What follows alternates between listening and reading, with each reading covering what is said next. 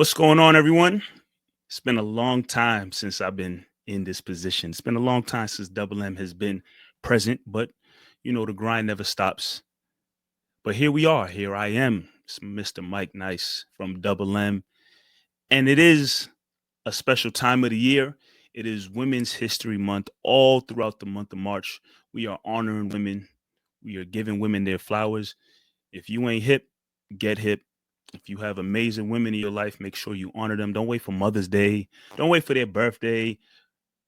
This is an extra special time to do it all month long. And here on Double M, we have a segment that we're calling Wonder Woman of the Week. I'm going to be giving out flowers to a lot of special women doing things in the world, in their community, with their family. Whatever the case may be, we want to honor some special women, that are making a major impact. And I couldn't think of a better way to get this segment started here on Double M with a very, very special guest. When I mean very special guest, yeah, this is a special, special guest. Give it up for none other than my queen, my mother, Valarie Molyneaux. Welcome to the show, Mom. Thank Welcome you, to son. Double It's M. so good to be with you. Thank you. Yeah, I mean, you know what's crazy? I ain't gonna hold you, Mom. I'm a little nervous right now. I can't lie. I'm a little nervous, I and I know taught you why. well. Because I've been doing this for so long. I've had so many guests on, and guests from all different walks of life. But something about having you on the show and getting a chance to interview a little bit, it's got me. I'm over here, a little. I need a sip of water, something. I don't even know. Trying to calm myself down, but when I came up with the idea of doing this Wonder Woman segment throughout the month of March and Women's History Month, you were the first person that definitely came to mind because aside from being, my Wonder Woman in my life, as my mom who has raised me and taught me so many things and the lessons and the list can go on and on. And we'll get into a couple of those things. Uh, you are someone for sure outside of being my mom who is making a major impact with things that you're doing. Um, and I've spoken about it a couple of times on the show, uh, you know, with the organization, the company you founded and created, the company that in which you're the president and the CEO of VitFriends, Vitiligo Support Group. Um, I remember when I spoke about it during Vitiligo Awareness Month. I talked about me wearing these two wristbands right here to represent the company, support the company, and I wear that for you and Dad as well. Um, but I can talk about it. But I said, hey, why not have the president and the CEO on the show to kind of give a breakdown and dive in a little bit more of what VitFriends, Vitiligo Support Group is all about, and the things you're doing and the amazing things you're doing and the impact you have on people's life. So I want to give you the floor a little bit just to give the Double M audience who may not be informed and have the knowledge of first of all what vitiligo is if they don't know, and then talk a little bit about VitFriends and how that came to be. I know the story, but I want the people, you know, who watch and support and listen to Double M to understand what it's all about. So the floor is yours. Well, thank you, thank you, thank you, Mr. Mike Nice, my baby boy. You have just made me extremely proud in all the things that you've been doing. And I really see that you've really picked up. I was talking to someone today, and you've really picked up so much of me in the things that you do. And it's an honor to be with you tonight. But I'm even so, you talk about being nervous. I'm just so, you can't see the little tear right here, but I'm just so bubbling with joy and proud to be on Double M. I'm honored. Thank you for having me. And to start by saying, what is vitiligo? Vitiligo is a skin condition of the autoimmune family of diseases, of which I am a patient fully depigged. Depigmentation is when you have lost the God-given skin color. Um, for those who don't know, I was your color, the complexion of my son right before me. This beautiful milk chocolate tone that you have. That's what I came to Earth with. And in 2002, I saw a spot just right on my left thumb. And I said, oh, it's a spot. How can I get rid of this? And I let it alone. And within almost 60 days, it was on the other thumb. So here I was with these two white spots. And the second spot drove me crazy. Okay, I need to go to the doctor. Am I dying? What's going on? And I went to the doctor to learn that after being checked and tested, I have vitiligo, this autoimmune disease. Asking the doctor, what's this going to do to me? What's going to happen? Am I going to die? Oh, no, you're not going to die, but we don't know for sure. It has a mind of its own. You may lose all your milk chocolate, or you may do whatever. And so it was hard to grapple with this idea of something changing. And I thought of the worst. I thought of the ultimate. I thought of not wanting to be alive, because am I going to change? How am I going to look? Listen, as a kindergarten teacher, I literally took a day off from work to sit in the office of my doctor to see how many people was coming in and going out. And just by chance, I'll see what I'm going to look like. And I didn't see one person that looked out of the ordinary. But I left there thinking, okay, I didn't see them, but I don't want this. So let me drive the car to Jamaica Pond. Oh, yeah. Thoughts of not wanting to change. Here's my hands. They were once all brown. I played the piano as a child. These were brown fingers. And the dread, the fear, I thought I looked disgusting with the blotches, milk chocolate and white spots everywhere. And so Jamaica Pond sound like the finish line. Let me just drive this brand new car. Just got it out of the showroom. Let me just drive her in there. But at the banks of the Jamaica Pond, I said, woo, wait a minute now. Brains kick in a bit. I have two beautiful, two gorgeous boys at my house and a loving husband. Let me pull this car back. And I pulled it back and checkmate. I had to check myself and said to myself, you know better. You know God. You know stuff. What are you doing? And so I got it together and I said, I heard a voice pretty much saying, you can do something about this. And of course I questioned me. What can I do? And I went to bed and it's as if somebody was giving me audible notes to take. You can do this. I never had a business course, never had a business plan, didn't know what a business plan looked like. But when I got up in the morning, I had it all down. And so the plan said, God's plan said, you can start a group because there's people just like you. And that's what I did in 2009. So let me pause you right there, because obviously I've heard this story numerous times, and I mean, each time I hear it, you're saying 2002. I was a kid. I was a kid, so I couldn't really grasp what was going on. Right. Couldn't really understand what was happening, couldn't understand what we were going through. And obviously as time went on, and the vitiligo started to spread, again, still as a kid trying to understand what's going on, you may be trying to explain to me what's going on. But I think the other thing aside from that was, and I know, my brother can probably attest to this as well.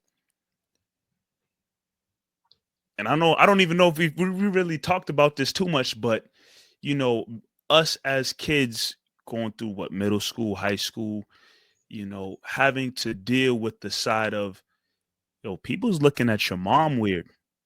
Yeah. People's looking at your mom funny. And, that ate at me for a while. And it so much rage and anger inside of me because people are looking at my mom like she's just, I don't even know the words. I don't even know. But people looking at my mom like she got a serious issue. And I'm like, nah, there's nothing But you wrong with my know, mom. And it was what tough. made it worse was the fact if I wasn't working at your school, might have been even a little different. Hmm. But I was in the face of your friends, and Yeah. I worried. I cried so much at night, wondering how are you guys going to deal with this? As I watched you guys, you seem to be handling it well, although it manifested in a little behavior here and there, whereas Jay was more quiet and I wouldn't say shut down, but I felt bad that I was there, your friends, like you're saying. I wondered all the time, how are they going to handle me when this got all and their friends are right here. And so you handled it well, I think. Well, a little better than your brother. Yeah. I mean, as time goes on, you get older, you start to understand what's going on and get the information and whatnot. It was always tough to deal with because again, we're out and about, going to store, going to restaurant, going movies, this and that, and people are catching you. You're seeing the people stare, and you don't want to go to jail. You don't want to go strangle somebody because they're looking at your mom weird or something like that. You can't do that. So I think over time, obviously, through talking with you and understanding, through obviously, raised in a household where faith and trusting in God and whatnot is huge, you know, you kind of get the proper guidance to understand, like, you know, God makes his decisions and there's nothing you could really do Mm. about those decisions. He's going to do what he wants to do, regardless of what you like, may not like, what you want, what you don't want. And, you have to kind of, in a sense, push forward with whatever his plan is. And, you know, regardless of the vitiligo and, you having vitiligo, dad having vitiligo, I knew one thing's for certain, two things for sure. My love for y'all ain't never wavered or changed. The love and care and everything that I have for you as my mother, my dad, you know, that never was in question, never in jeopardy. Oh, they got vitiligo. Oh, I don't care about them that much anymore. Oh, they have vitiligo. I don't love them. As that was never in question for me. And I think I could speak for Jay as well, even though, we're two different personalities, but I think for both of us, that was never a question of, oh, my parents are going through this. Maybe I want to not go out in public with them anymore. I don't want to be seen hugging them or something. I was never going to let that change no matter what. Because everything And that, that was so clearly demonstrated. That was clear. yeah. It was evident. It was seen, the love that we had for each other in spite of. And so my worry then was not even about you guys. My inner feelings, my emotion, just having this thing. That's why I thought there had to be many more people that had this and had to be going through this. Record shows right now we're at the 2 million mark. So when I had it back then, it was a million globally that had this thing. So I thank God for the vision to start something because there was nothing, no group. Listen, there's somebody said, Pastor said it at church on Sunday. There's AAA, Alcohol Anonymous. There's cancer. There's so many support groups, but there was no support group for vitiligo. Hmm. And again, with that audible connection, it told me start something. I said, me? You talking to me? And yeah, the voice was clear. Start something. I said, okay. And I got clear, audible, and I typed on Facebook, if you have vitiligo, would you meet me at the Dorchester Bowling Alley? That was July 2009. Listen, they came from New York City. They came from Hartford, Connecticut. They came from New Hampshire and Massachusetts. And that day, nobody wanted to leave. It was the bowling alley, and next to it was the Ramada Hotel and a delicious, delightful restaurant next door. And we took over that area. And the night, I mean, they were going to lock us in the bowling alley. We didn't want to leave. We found our tribe. We found our family. And so everybody, I asked them the last night as I hugged one of the girls from New York, an NYU student, and we said goodbye. She whispered in my ear, I want to come back next year. But when I come back, would you be wearing makeup? You shouldn't wear makeup. And I said, because here I declared I'm, your leader. And she's telling me in my ear, young girl, I'm going to come back next year, but promise me you won't wear makeup. I said, this girl is crazy. And I went home and I slept on that thing. And I knew I had to make changes because now they're looking at me. I'm their leader. And I tell you, we launched that day. When we left there, we said, we'll be back every year from that date. And we follow through on that. So speaking of the makeup story, this is a story, another story that I've lived through. I heard a million of times. But again, the early stages of you dealing with vitiligo, I know makeup was something that, you didn't want to live without. That in those early years, you spent that time in the morning to say, look, I got to put, makeup on my face. And I vividly remember you spending time in the mornings doing that before we headed to work. But something, traumatic happened that shifted your thought process on that and probably even helped to expand the business even more. And I definitely want you to share that story. It's a story that I know hits home to everybody you tell it to. I know it still hits home to you, me, but don't mind sharing that story, please. Absolutely.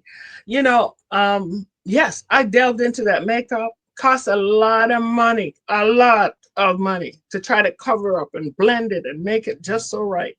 And I got wonderful compliments. But, the time was too consuming. And we were getting up 5 o'clock to go to school, And so I remember one morning, Dad left out the door because he would go through the door about 6. And all of a sudden I heard bang. I said, oh my God, I hope somebody ain't bang up too bad. And so I was in the middle of my makeup, the process, doing the process. And I heard the doorbells ringing and the crazy knock. I'm saying, oh my God, something's going crazy. And got to the door. And again, the makeup's not open. So I opened the door that much and said, hello, can I help you? And the voice said, is a young man from my church. Sister Valarie, you have to come. It's your husband. He's banged up in the car. I said, the stutter started happening. He said, yes, come now. And you know what? I did not have my makeup on, which means I don't open the door for the mailman. I barely cracked it for you, sir.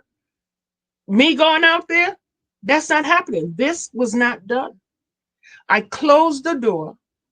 I sat with my back up against that door and I cried to the heavens and beyond.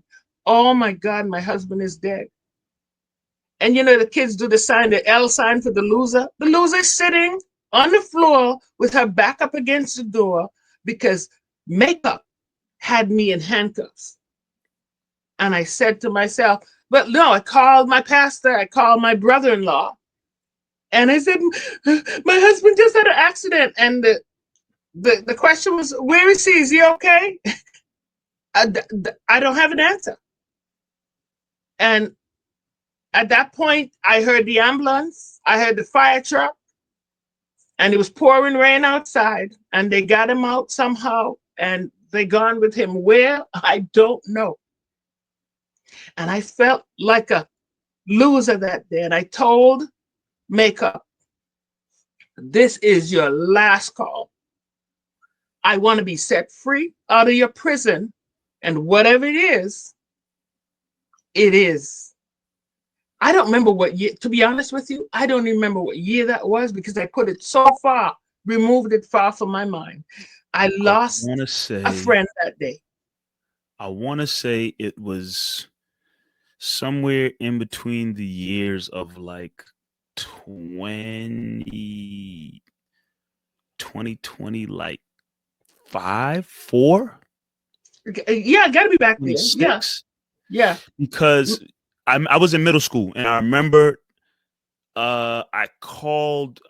I think sometimes during the day I'd give you a call. You working down the street at the elementary school. I want little middle school kid. I want to talk to my mom real quick. Ask her what's for dinner or something. I don't even remember, but I think I wanted to give you a call and say something. And I called the school and like, yeah, your mother didn't come in today. And I'm like, mother didn't come in today. What you mean? She don't miss a days of work. She like me. We don't miss days of work.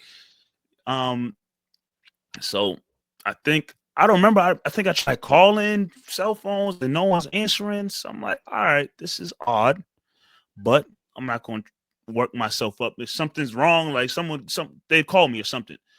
But I think I remember just coming home, and I think I came in and you were shooken up, and I saw Dad sitting with the neck brace on, and I don't know. I don't even know. I saw the neck brace on Dad. You was sad, and I think I just lost it. I started bawling my eyes out because it was just like, yo, what is going on, and why does man look like his neck is broken?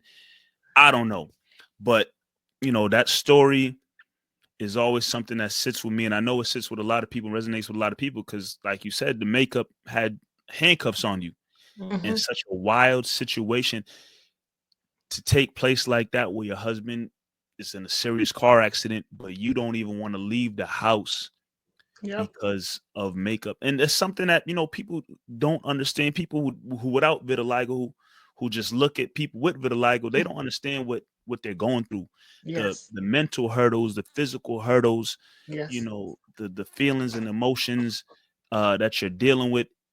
It's a lot. It can be a It's a lot. lot. And I Yeah. mean, I know after that day you said to yourself, I'm Mm-mm. never gonna have these handcuffs on me ever Nope. again, because you never want to be in a position like that where you can't come to the aid of your husband. It could have been Mhm. me out there, could have been Jay out there, and you couldn't come to the aid, all because you didn't put a little bit of makeup on your face. I knew that was something that you never wanted to, you know, have that handcuffs on you ever again.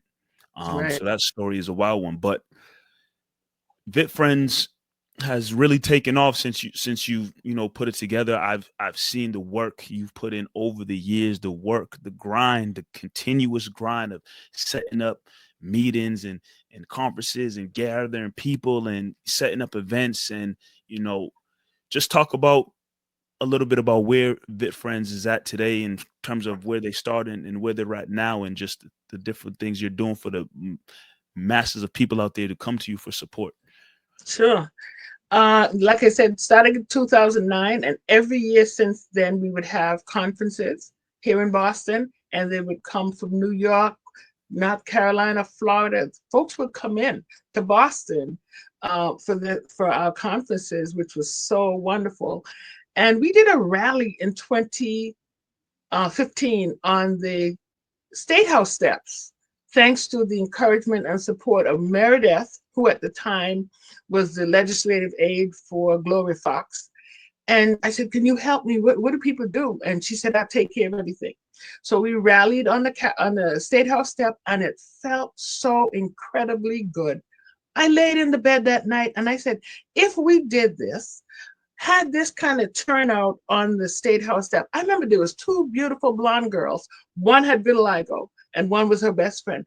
They said they saw it in the newspaper because I paid money to put it in the newspaper.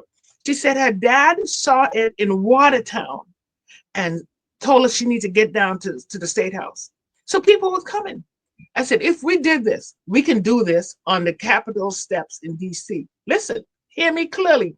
I had never gone to DC. I had never gone to the Capitol steps, but it was launched in my brain and I wasn't going to let it go. The handcuffs was off. I'm free to do as God has instructed me. And I tell you, we typed on Facebook, would you meet us on the Capitol steps? I started getting letters from all over the globe. And in 2016, yes, we had 300 people on the US Capitol steps, hence launching the inaugural event to bring the national vitiligo community together. But listen, we had folks that registered. I saw every money that came in for registration. Russia, Nigeria, Australia, London, and beyond. They came. And we said, listen, from this Capital Steps event, we want to do this for the rest of our lives. And immediately people start saying, how do you do your group and whatever? So start getting folks wanting to be affiliated with our group, VitFriends. And so we launched 15 groups across the US from just this announcement here in Boston.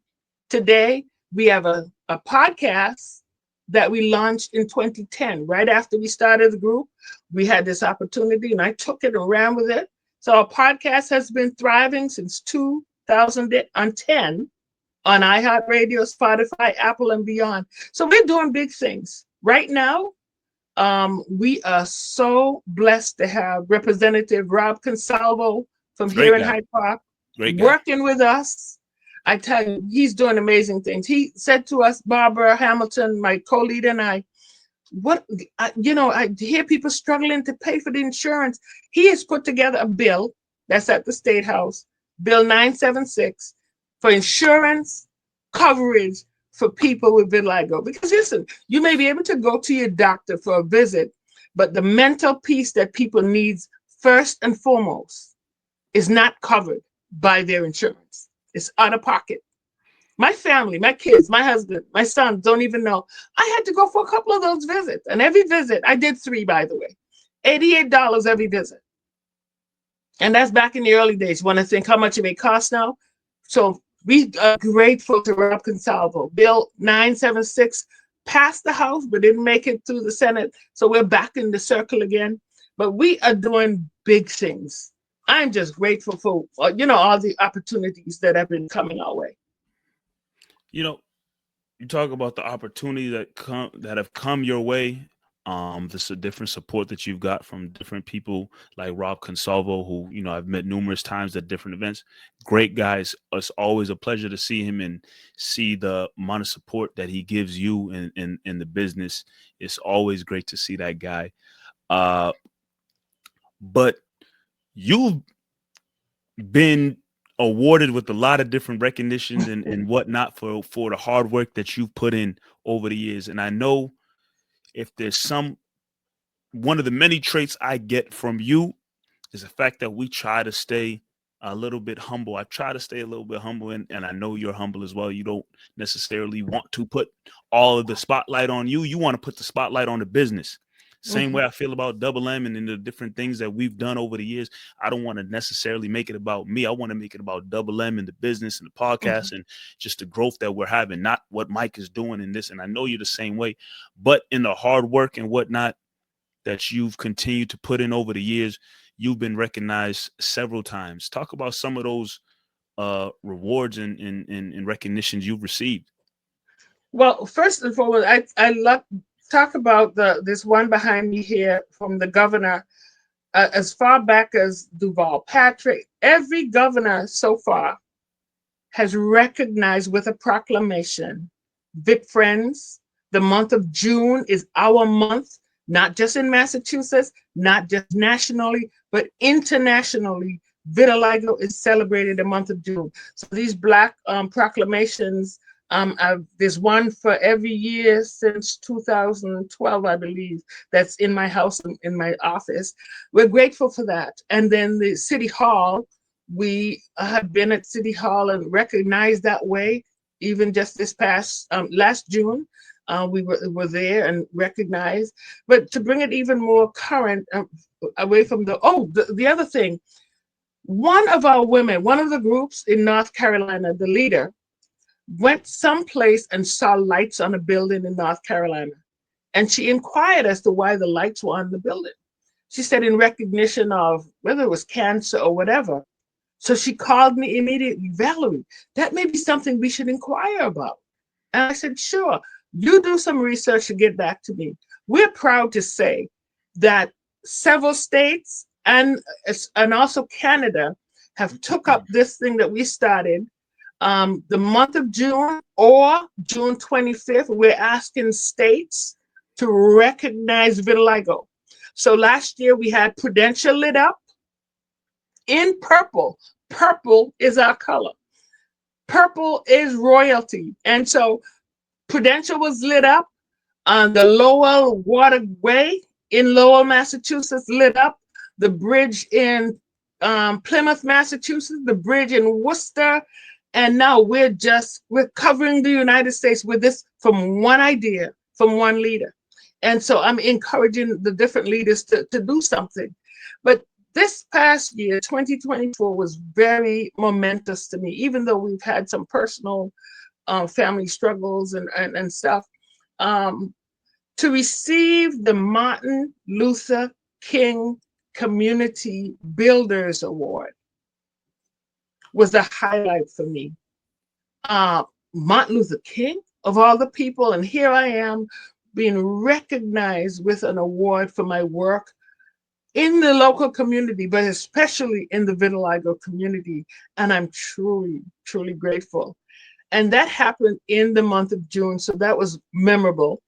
But then within another month or two, I was honored with the Commonwealth of Massachusetts Heroine Award.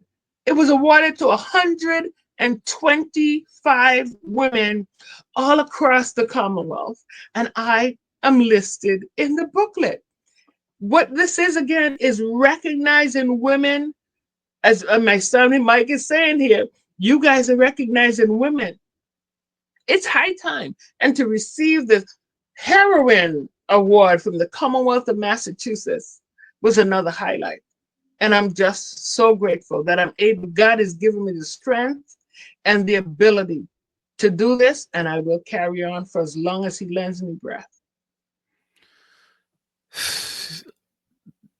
Those awards, you could get it from the mayor, from the governor, you could get it from whoever. It don't matter to me. I mean, well, they matter to me, but ain't no reward higher than, the work you put in as my mother raising me for all these years. And, I think another reason why I have the drive and the passion I do for the various things that I try to, put my mind to and set goals for, you know, I get all of that from you, for Yes, you sure. do. I get Yeah. all of that from you. My personality, for sure. A lot of the different traits I have, for the people watching, if you know Mike, Mr. Mike Nice, anything you see right here, anything that you may be seeing here and my different things I do comes from this beautiful lady right here.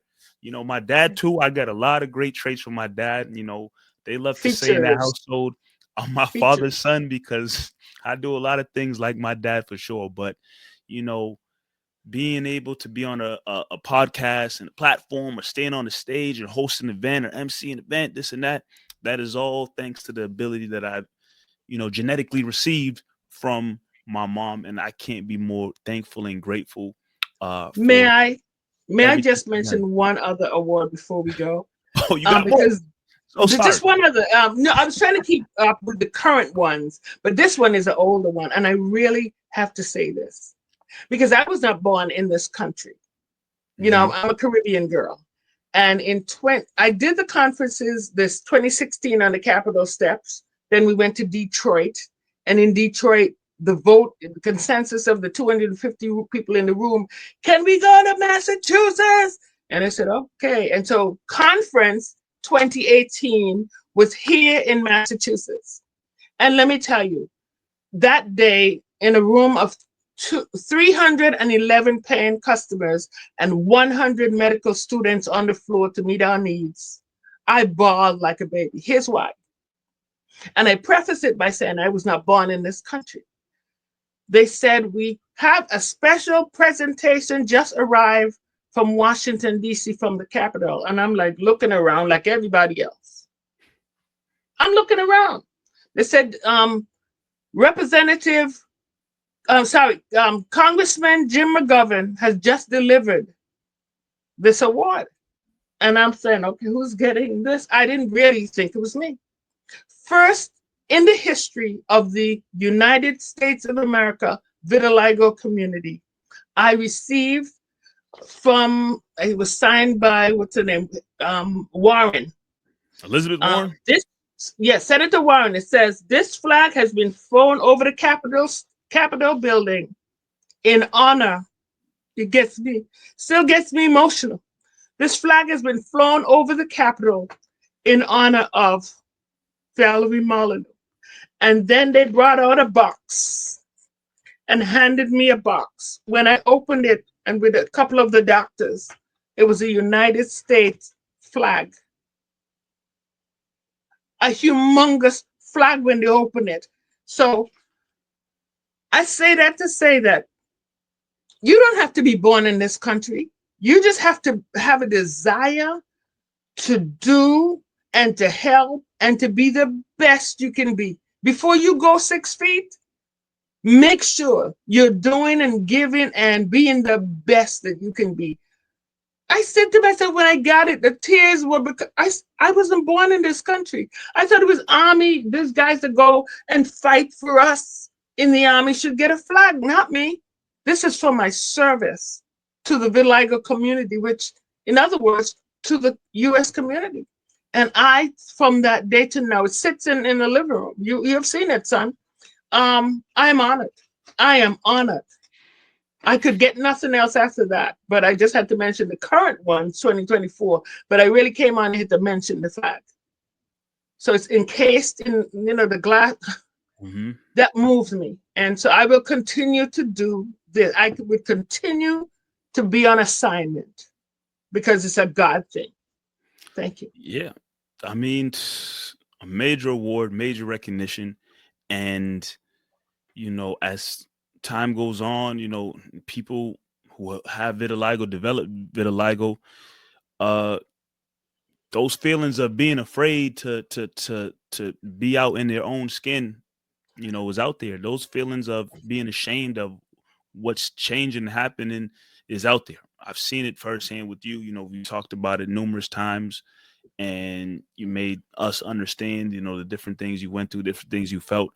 And I know for sure people need to hear your story, because your story not only impacts people's lives, but it saves lives. Not only impacts lives, but your story saves lives. Yes, it does. Yes, Because, thank God. there's people out there who probably, similar to how you felt all them years ago, maybe want to end things, all because of what's happening and what's changing. And that should never be the route of wanting to end things and wanting to take your life. And I could definitely say without a shot of doubt, millions and millions, I'm happy that's not the route you took. I got those. I get these letters. I get these letters as recent as this week. Just yesterday, and 2 days ago. I have two in my hand of people wanting to, you know, do the ultimate. But we're here to encourage them and to say that is not the way. We're here to support you. And listen, I'm sure everybody have seen the television ad about the new treatment.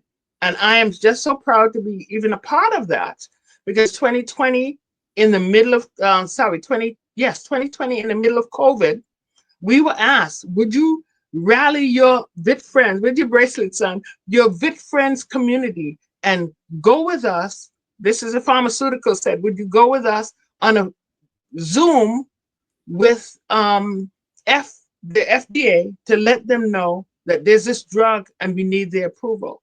So we rallied about 1,000 people, got them on that call with the FDA. That drug is now being approved, and it is working. It was tested, trials on 900 people, and 800 have seen results. And so we're just grateful for the commercial. It's working, and people are now saying, oh my God, we're grateful for help. Beautiful. It's beautiful to know. I mean, a treatment is out there. If people, want to start using that to see a change, that option's out there. And that's a beautiful thing to have, somewhat of a cure, I guess, if you want to call it that, for people who want to go that route. There's one thing I definitely have to mention. I know it's Women's History Month, and we giving, you your flowers, women their flowers. But in this specific case, Dad has been a rock. And Yes. through the years, obviously, you had the support of all of us, the family supporting you, but Dad has been a rock. He's been, in a sense, your right-hand man through this journey. I know it's crazy when people see and be like, wait a second, they both have vitiligo, both your mom and dad have vitiligo.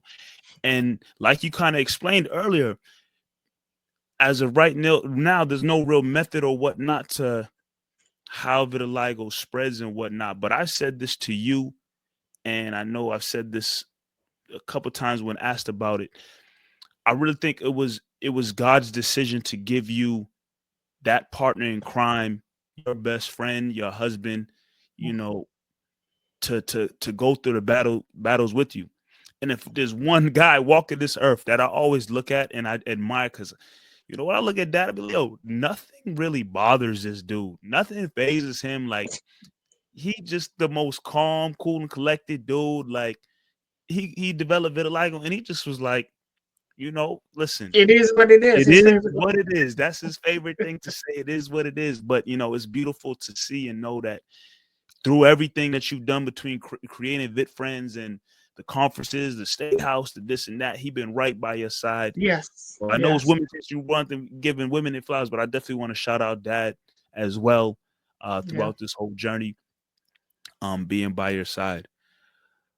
But And last before I go, encourage your friends to, if you would like to. As women, I want to acknowledge there's 5 of us in the first full documentary about vitiligo. And as you said, Women's History Month, whatever, it just brought that back to my memory. This documentary, anybody can Google it now because finally, a month ago, it was put on YouTube. And you type in More Than Our Skin, you'll see our documentary film. I was asked to do this documentary alone, and I don't do anything alone. I love partnership. I love all of that. So I inquired of the producers, can I pull in some friends? So 5 of us, please search for it. It's More Than Our Skin, and it tells my full journey and the full journey of my 5 state leaders, Minnesota, North Carolina, Connecticut, New York, and myself here in Boston. Those are my leaders, and the story is about our life with this. Listen, the one in Connecticut says, as a teenager going to high school in age 15, she will go to school and come home and never come out till it's dark outside. People had gone through some serious stuff. So please, morethanourskin.org. It's on YouTube. Thank you. words can't express how thankful I am again for you just being the greatest mom one could ever ask for. And then I know for the masses out there that, follow and support, they're grateful for everything you've done to bring light uh to this the skin condition that, maybe has crippled a lot of people in their thoughts and feelings, but you've made it possible for people to believe and understand and know that this is not a death sentence on your life. It's not you're not crippled, you're not this, that, and the third. Like you can live a regular, normal life and understanding that, like the documentary says, you're more than your skin. And Right. just because your skin may be changing and different things may happen, you could still have a major impact. And, you know, you're the definition of all of that right there with everything you've done over the years. So definitely want to give you your flowers that you so rightfully deserve uh, during this Women's History Month. And Double M, having this segment, Wonder Woman of the Week. You deserve it. Thank you for all Thank that you you. do and all that you Thank you. continue doing. I the love I have for you, mom, is endless. It's beyond, like we say, double M to the moon. It's past the moon. It's to the universes, other galaxies. It's there for you for sure. So thank you, thank you, thank you. I appreciate Thank you you for having giving me. This giving was a us this time. joy and a delight. Thank you so much. Thank you. Much appreciated. Um, this has been Double M, which your boy Mr. Mike Nice. Thank you to our special guest, my mom Valarie Molyneaux, for joining us here. Uh, Stay tuned because it's continuing to be Double M and we to the moon. Thanks, Mom. You're welcome, son.